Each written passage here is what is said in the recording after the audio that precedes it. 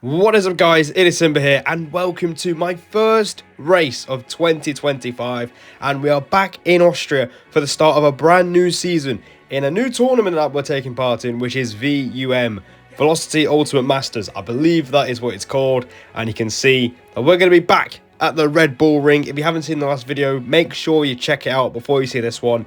It was an EML qualifier, and we did a pretty solid job there. I'm looking to do a pretty good job here, where, as you can see, the grids are going to be absolutely stacked. That's the lineup for today's race. Make sure you guys get subscribed as well, and the point system is here as well. You get points all the way down to P19 with pole position and fastest lap, also granting you a point. So a lot of points on offer here. So if we can get this right, we could be with a pretty good tally of points to start the season, as FRT Dan and Silo, or BRT Zach as he is called now, did a brilliant job in the qualifiers in Qatar to get us here. And unfortunately, we get the first lap a little bit wrong. You can see the curb kind of just sucked us in on the outside of the track there through turn 8. And that's our lap invalidated. We do invalidate the last corner anyway. We do finish off the lap, and that is a 3.4. And if you have seen the EML qualifiers video, we actually did a 3.1, which was pretty good. You can see now on our second lap of the session, where we get past the Red Bull of George Ansel there, not exactly knowing that we're there, but we managed to get through unscathed anyway. A 44.1 in the middle sector. Apparently it's purple, as we're down in 17th, so we really do need this lap to go through. But through the penultimate corner with a massive slide, a massive moment on the curb, and the last corner isn't exactly the best. So that has kind of hurt our chances there. We do a 3.5, and that is the first proper lap on the board, and it's only enough for P14. And we're going to go again on another set of soft tyres. Very easy to get all 4 runs in, as this track is very, very short. And as you can see, through turn number 1, we absolutely nailed it. A 10th gained, you can't complain with that. And it's a 9.12 in the first sector. So we've done a pretty nice job there. As we're going through turn 3, however, we don't quite get the rotation that we wanted. And you can see we've just leaked at least half a tenth on the exit there. So that's going to hurt us a bit. But we can still finish off the lap in a strong manner. Mainly, the time is in turn number 9, where we had a massive drift on the curb. So if we can keep this rest of the lap clean, we should be able to try and push ourselves a bit further up the order. It's a 44.0 in the middle sector, only 600 ahead of Gabor, who I will be talking about quite a bit in this video a little bit later on. But here we go. The one that got away, turn number 9, a lot cleaner, and you can see the delta shooting up. The last corner is pretty solid as well, and it's only a 2/10 improvement, and that is a 3.2, which puts us into P11.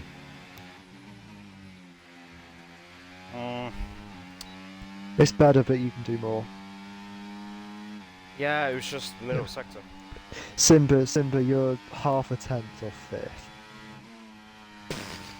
5th. Less than 300ths off 6th. Mate. Yeah, Simba, you're on a 290. You then got 286, 285, 281, 274, 263, 241. Mate, what in the flying fuck are these margins? And then behind you, you've got a 296 and a 297. What in the margin is this? So you can hear the comments between myself and my engineer for this race, FRT Harvey. The margins are ridiculously close. We are half a tenth off P5 right now. So if we can find half a tenth, or even more, we could find ourselves quite a way up the order. One last lap. Let's go and do it. DRS open as we come towards the Niki Lauda corner of turn number 1. We don't quite nail it as we did the last time. You can see we've dropped half a tenth, but I wasn't too mad about it because we nailed that first corner. And in the end, you can see on the delta now, we're only 300s off. 25 thousandths to be exact. The rotation through turn 3 is on point, and we're now green on the delta. So it's not looking too bad. We're now half a tenth up. So we're basically getting a tenth through that one corner. Going down in towards turn number 4, you can see we get the rotation right, but we just turn in a little bit too early, which isn't exactly the best of looks there, considering we've done quite a lot of practice for this. So through the middle sector we go, through the first left, and now through the second left-hander, 43.9, so it's a personal best in the middle sector. We're nearly a 10th up, and now we just need to close the lap. Through 9. Nicely done.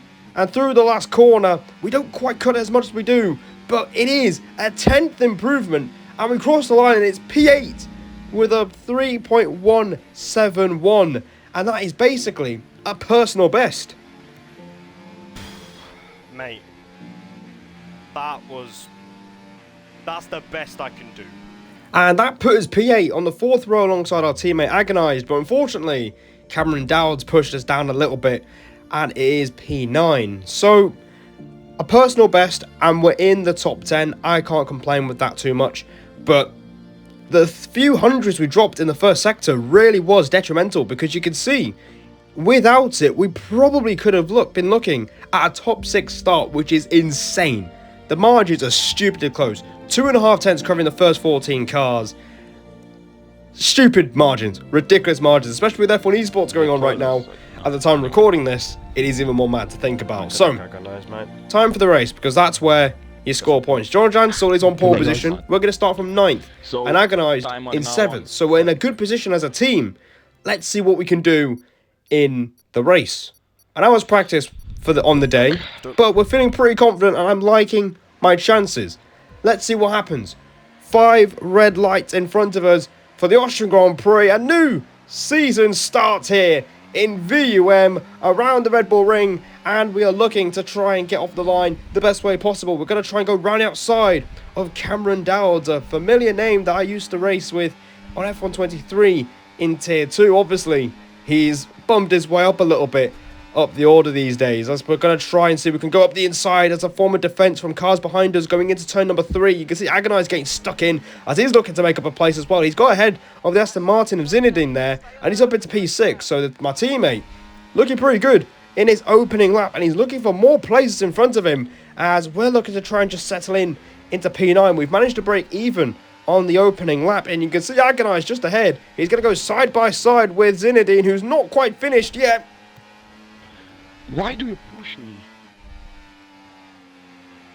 I got a corner cut, but it's removable. And this guy pushed me off. He's gonna get spam. Just calm down, save battery, please. Copy. Now, the last time I raced with Agonize, he didn't have his order included, and you can hear him getting pretty miffed at getting pushed off the track there through turn number 7. I think turn number 6, actually. So, as anyone would, as he was given absolutely no space. DRS is enabled now, and the best thing we could do now is just save battery. But Cameron Dowd is looking to pounce on Agonize. Agonize goes defensive. He's gone for the inside line as the Haas. For fuck's sake. And we go through and pick up 2 places, but unfortunately, it's at the expense of my teammate. Now, this is where things are going to start to get a little bit ropey for us, because now we're basically on our own. Without Agonized being close with us, it kind of makes us a bit of a target to those cars around us. So we're still trying to settle into this race. And through the final corner, we just got a bit too much. And that's the first warning of the day here, as DRS is going to be absolutely massive around here. If you lose it, you're not going to get back in. But unfortunately, we're making life pretty hard for ourselves.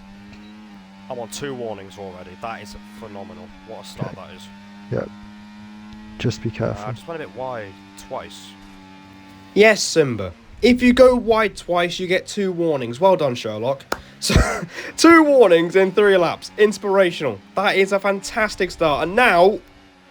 What the Jerry, mate. Hello? What the fuck?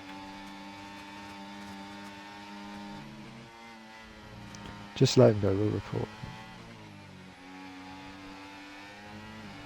Bro, I almost went in blindly. I didn't even see him. I don't know what he's doing there, bro.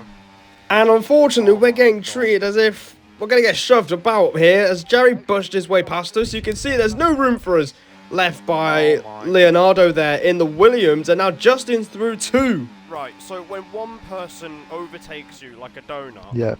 everyone and their dad wants to try and follow through too. Brilliant. Yeah. Just calm down, you've got this. And you can hear me getting pretty frustrated, and I did have to laugh. a little bit Focus, before I hit the record button until I again, get into the deal. because that is just quite funny. You can hear me quite frustrated because this is kind of what league racing is these days. When one person overtakes you, that means everyone else behind you is going to smell blood in the water and just try and pass you however means necessary. And unfortunately, Leonardo did that to us. You can see he's gone a little bit wide through turn number 8, and now we're going to try and have a look at him here. But we're not going to quite make an overtaking opportunity at turn number 9, where it's a fast speed corner. And if you get it wrong, you kill not yourself, but the car with you as well. So I'm going to sit back a little bit. I'm going to try again on the road to turn 3. Probably one of the best overtaking opportunities you'll see around this video. We're going to have a look around the outside of the Williams. You can see that ETA Azim had a look on the inside as well. But we do get a nice run out of turn 3. And now we're going to try and draw alongside Leonardo. Can we get him on the brakes? Not quite. He brakes quite a way later than we do. And he stays ahead. And again, Azim in the Alpine is looking pretty feisty. And he wants to try and find his way through as well. But we fend him off. And we retain P11 right now. And it is quite frustrating because you've basically seen us lose 4 places in one go. We were P7 a moment ago. And again, turn 1 is a bit of a struggle. And again, we're going to get swarmed here. Azim goes through, and here comes Gabor as well on the inside. We're going to try again on the outside line and try and hang on to our position here. And you can see we do get a pretty decent run. I'm pretty sure this guy was on PC a few days before the race, racing with Tom 97 in WR Tier 3. I believe he was. I need to see like the. Correct me if I'm wrong. But now you can see Overplex is going for the inside as well after Gabor's gone through. And at this point, I'm not having this. I'm not losing 7 places in 3 laps. So we're going to make sure we minimise it to 6. And this was so frustrating because once you lose 1 place, everyone wants to have a go at you. And it was pretty much some of the worst laps of my life. So to me, alright, simple. I'm going to try, but... oh my god. I'm going to try, but everyone seems to want to pass me the second I mess up somewhere. This is genuinely not enjoyable at all, mate. Yep, there's another one. And you can see everyone's just going for it in the opening laps. And you can see Gabor's been spun round there by Overplex. I'm up into P12 now, but genuinely, the first 6-7 laps were some of the worst laps I've ever had to go through, genuinely, on this channel, because everyone was just going for it, and we just kept getting swarmed as there's a car off the road. I believe it was a Williams. I believe it was Jerry as well, so a bit of karma for dive bombing us there at turn number 7. And there's going to be another bit of moment here. Oh my good lord, that McLaren is dead. What's going on? Penalties applied. Sorry. So we've had 2 cars bin it in the final 2 corners, and we're back into the top 10 now. But meanwhile, Agonize is trying his best to stay or try and get back into the train. And he's got himself a penalty that will not be able to get removed, unfortunately. Meanwhile, Alpha Kevin is trying to have a look at us as well. And I'm not really in the mood to lose any more places as we're slowly climbing our way back up the order. And it's going to be very important because we are a few laps away from the pit stop window being open. So Agonized having a pretty rough time of things at the moment. And so are we trying to hang on to track position because it is quite hard to overtake around Austria. Everyone's just glued together in a DRS train. And you have to take your chance when it arrives. And unfortunately, that's what people have been doing to us. In the first third of this race, you can see Kevin's going to have another go up the inside. We try and defend from the Mercedes, and we tap the back of the Williams as well, and that means Kevin's going to draw alongside us down this straight towards turn number 4. We've actually got the battery to fend him off, and we will stay in P10, and you can see Zadine, Hazim, and Leonardo all going for it here, and this is one thing that kind of confused me during the race, and even after the race. Everyone is going for it, but not many people are getting penalties, so people are pretty disciplined with track limits. But when it comes to the racecraft, everyone's going for it as if their life is on the line. But now we're on lap 18, and this is crucial. I think it's a box. What, this lap or next lap? Probably next one. Okay. I know these mediums go off pretty badly. Now, in the next couple of moments, you're going to see where this is a big mistake in this race. So, we're on lap 18, we're thinking to box, but wait a lap afterwards, and you can see everyone in front of us has stayed out. And look at the cars behind us. Fuck's sake. We're approaching the pit window and you're I thought people were going to pit in front of me, but nah.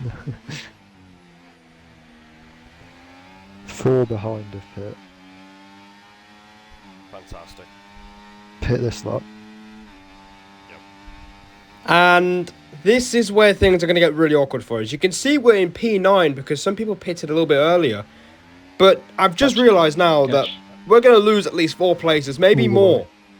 As the undercut is so powerful around this track. And no one else in front of us went for it. So we're going to box in response to those cars behind us. Get on with it! Why are we driving like grannies in the pits? Time's of the essence. It's alright then. Let's calm down a little bit, please. As I'm a bit impatient as we go in the pits. This is not good because you can see there's going to be a bunch of cars coming down the main straight towards the first corner. And look at that. There's at least 3, 4, maybe 5, even more than that. We're down to P16 here, guys. Agonize has gone through. He pitted on lap 15. And we've got no track position anymore. So this is really frustrating. And now we're going to have to do some defending from TTN Viner as he goes round the outside. Agonize has another moment at turn 3. And the only good thing I can get out of this one, out of this situation here, is that we're with our teammate. So we could maybe work together to push ourselves up the order. I've just lost about 5 places. That is a joke. 7 at the front haven't pit plus P11. Say when you go for a move, so I come with you. Alright, okay. I mean, there might be one coming up soon, to be fair. Copy. So at this point, we've lost a lot of track position. Don't do And we're going to try and get it back because Jerry has yet to stop and we're going to try and get Agonized forward with us so we can both push up the order. But through the last corner... Oh, for fuck's sake, man. No damage, right? No. And we've got a 3-second penalty. I like Jerry, as you can tell. That is fantastic. So that's going to make our life a lot harder now because there's rarely any penalties across the grid. But now we're going to try and make some moves. You can see Cameron Dowles has just come out of the pits. And we're going to try and get him on the brakes here. Around the outside. It's nearly 3 wide, as Agonize says it in the background. But it looks like we've managed to get away unscathed there. Up into P13 we go. I thought he had damage from the contact there. But Dowles is going to keep his nose in. We're going to try and hang this round the outside again. And we just run out of room, unfortunately. And we've lost out. So we're behind Cameron Dowdes now. And a few more people coming out of the pits as well. Azim and Justin have just come out of the pits, and Agonize is alongside. Good. And we're giving our teammate the slipstream to try and make sure he just gets ahead of the Kick Sauber just before turn 3, and it looks like he's managed to do it. So we've done some good teamwork there from the FRT boys. We're 12th and 13th right now, but Justin has just come out of the pits. His tyres are much fresher than Agonized. And he goes up the inside at turn 4. And by the time we look back, he's completed the move. And Agonize did advise me to actually be careful because Justin can be pretty aggressive with the racecraft. We've seen it in other videos. As unfortunately, we get a 4th warning of the race a lap after we got the penalty. And that means we're not going to get this penalty removed, sadly. So it's not looking great at this point. The pit stop phase has pretty much shafted us here by just going that 1 extra lap. And it's proven to be very costly here and detrimental to us trying to get into the top 10 as Justin goes up the inside at turn 3. We're going to try and hang on the outside line, but he gets a very good run out of turn 3. And in the end, we can't do too much about it. He's up into P12. And just watch where he finishes at the end of this race because it'll be very interesting. As I might learn a lesson from Justin himself. As you can see, Cameron Dowdes is going side by side with someone on lap 24. And things might start to calm down just a little bit, of course. There's going to be a lot of action in the midfield, as you can see. Azim wants to follow Justin through, going into turn 3. And again, we can't do much about it here. I thought the outside line was going to be good around Austria. Clearly, it's not helping us try and maintain position. But there's still plenty of laps to go, still things to happen. As we do have a Ferrari that has stayed out. And you can see in the background, he's getting overtaken by everyone and their uncle here. So Dowd's up the inside. Azim's going to follow through, literally tapping the back of the ass. And now it's up to us to follow through. Otherwise, we're basically going to be shafted, as you can see. Azim makes contact with Dowd and almost boxes us in. But we do manage to find our way through. And we are up to P13 again. So this is our proper position. And considering we were P8 coming into the pits, it's pretty frustrating. But there's 9 laps to go, 10 laps to go now. Things can still happen. Oh my god, Justin, mate. I saw that 5 years away. It's always Justin as well, bro. It's crazy. And Justin's made some contact with some cars, and we get past the BRT driver. We're going to try and go round the outside of Cameron Dowds. That doesn't work, but Renz is rejoining from some contact of his own, and we're going to follow Dowds through. Get mugged, mate. Get fucking mugged. Nice, Simba. What the fuck? What was that? Yeah.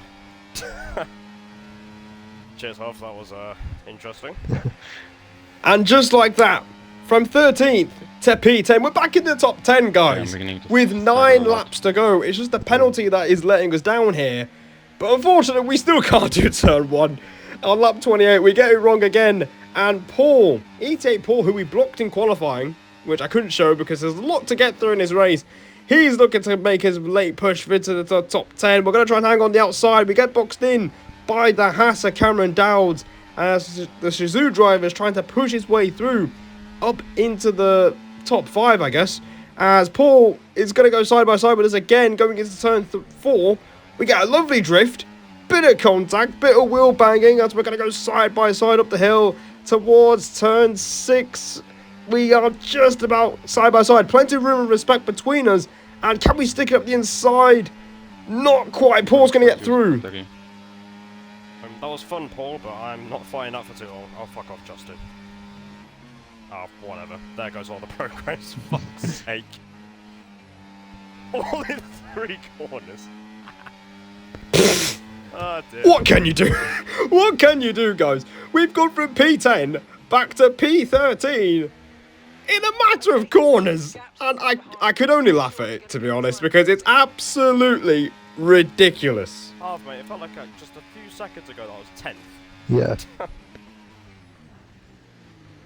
And you can hear me in the background just laughing about it with Harvey, because if you don't laugh about it, it's going to be very painful.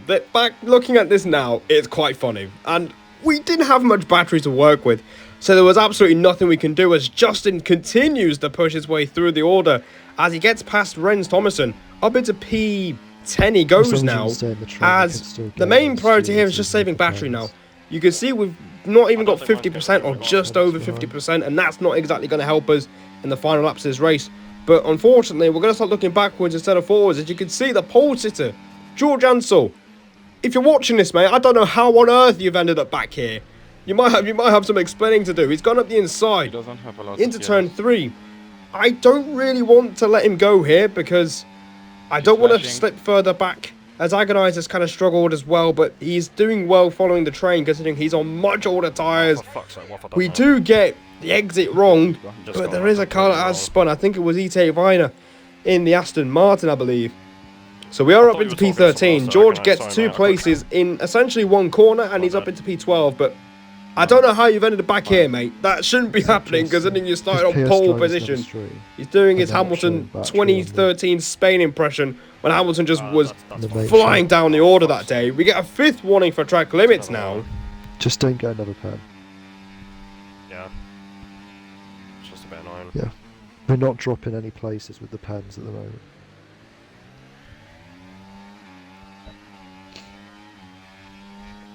Yeah, but we're 14 and 13. I know.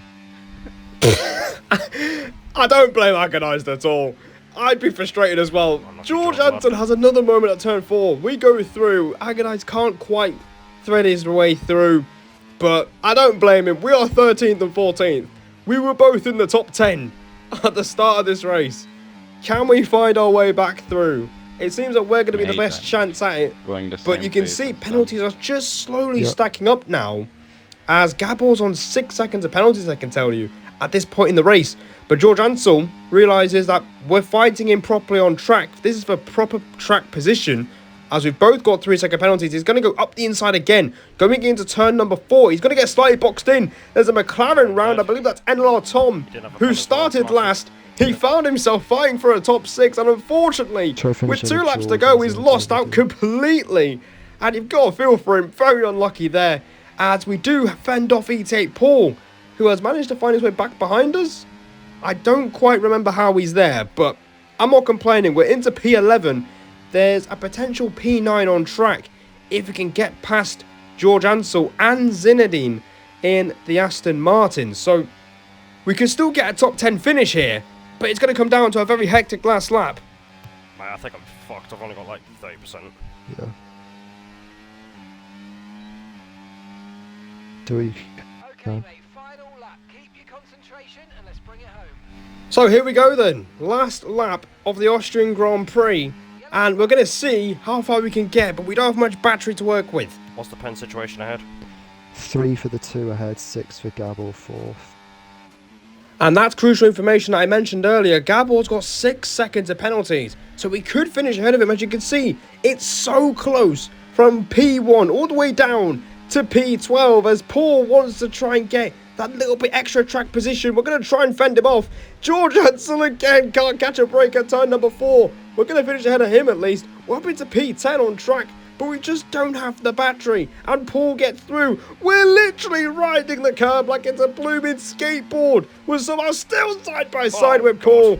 But that has to end as we almost collide with him going into turn 7 and 8. And it looks like Paul is going to win the place. But can we get ahead of Gabor, who has 3 seconds of penalties? He's up in the top 5, by the way.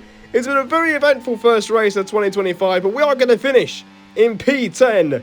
And that will be a top 10 finish. Yeah. Only just. I tried, man. It is P9 apparently, but I can show you the race results here. We do get promoted to P7. So we do gain some pretty solid points for the team here. But I can say, pace-wise, it was pretty solid. I don't think we did anything too wrong here.